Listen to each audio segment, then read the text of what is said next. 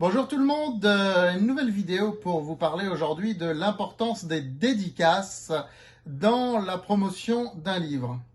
Alors une dédicace, c'est un moment privilégié, c'est le moment où l'auteur va à la rencontre de ses lecteurs et nous avons tous en tête ce rêve d'avoir une queue de lecteurs ou de lectrices, pour certains, qui sont là à attendre qu'on dédicace le livre. Bon, ça c'est un petit peu ce qu'on voit dans les clichés, ce qu'on voit pour les auteurs extrêmement médiatisés, mais en général ça ne se passe pas comme ça. En général, ça ne se passe pas comme ça. La plupart du temps, lorsqu'un auteur va faire une dédicace dans une librairie ou dans un centre Cultura ou Fnac ou Leclerc, espace culturel ou autre, bah, il se peut qu'il reste une après-midi sur une table ou une matinée sur une table avec ses livres et qu'il ait 3-4 personnes à qui il aura vendu un livre à la fin de la matinée ou de l'après-midi. Pas mal de gens qui sont intrigués en général, qui posent 2-3 questions aux auteurs. Mais quand les auteurs ne sont pas super médiatisés, quand on ne les a pas vus dans les médias ou qui ne sont pas des gros youtubeurs avec des communautés entières de fans, faut pas s'attendre à une queue de lecteurs ou de lectrices qui sont là pour dédicacer le livre. Pareil dans les grands salons, comme le salon du livre, pareil dans les salons moins importants, c'est que on ne les voit, je le répète, que pour les gens médiatisés. Néanmoins, il ne faut pas se décourager pour autant. Il est très important que vos lecteurs vous voient, que vous ayez contact avec vos lecteurs. Et lors d'une dédicace, l'auteur doit être aussi le commercial de son livre. L'auteur, c'est pas du tout cuit où les gens viennent. Il faut aussi que l'auteur aille un petit peu présenter, aille au devant de la population, des futurs lecteurs, des potentiels lecteurs, pour leur présenter son livre avec de la conviction. C'est très important.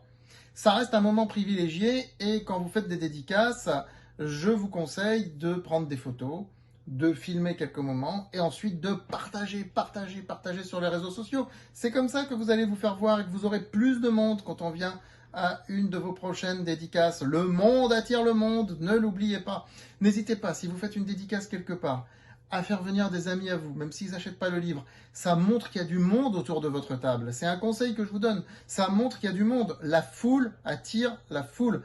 Vous avez 2 boutiques qui vendent la même chose, des glaces, des vêtements, n'importe quoi. Vous en avez une qui est pleine, une qui est vide. Les gens vont aller vers celle qui est pleine. Regardez sur les autoroutes. Il y a un péage, une cabine de péage. Enfin, il n'y a plus de cabine de nos jours, mais un appareil de péage où il n'y a personne.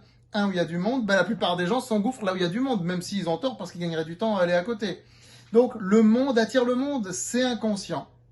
Donc quand vous organisez une dédicace ou vous participez à une dédicace, faites en sorte que vous soyez entouré qu'il y ait du monde, le monde va attirer le monde, présentez votre livre, faites-vous voir, n'hésitez pas à parler, à montrer, à parler fort, à montrer que vous êtes là, que vous êtes présent. Voilà, donc les dédicaces, c'est un moment très important pour faire connaître son livre et un moment de plaisir puisqu'on est en contact avec les lecteurs. C'est sûr qu'il ne faut pas être trop timide pour ça. Sur JDH Édition, nous organisons des dédicaces pour nos auteurs, bien entendu. Nous avons le Salon du Livre de Paris, nous organisons des dédicaces. Cette année, nous allons expérimenter quelque chose au mois de septembre 2020. Puisque nous allons louer une salle d'hôtel à Paris où nos auteurs vont venir dédicacer leurs livres. Et nous faisons aussi, nous sommes les seuls à les faire, mais d'autres vont nous imiter, c'est évident. Nous sommes encore les seuls à le faire, nous le faisons depuis le début de l'année, avant le confinement, les dédicaces en ligne. C'est-à-dire que un auteur fait une dédicace en ligne pendant un week-end exclusivement sur le site JDH Édition. Les lecteurs commandent les livres.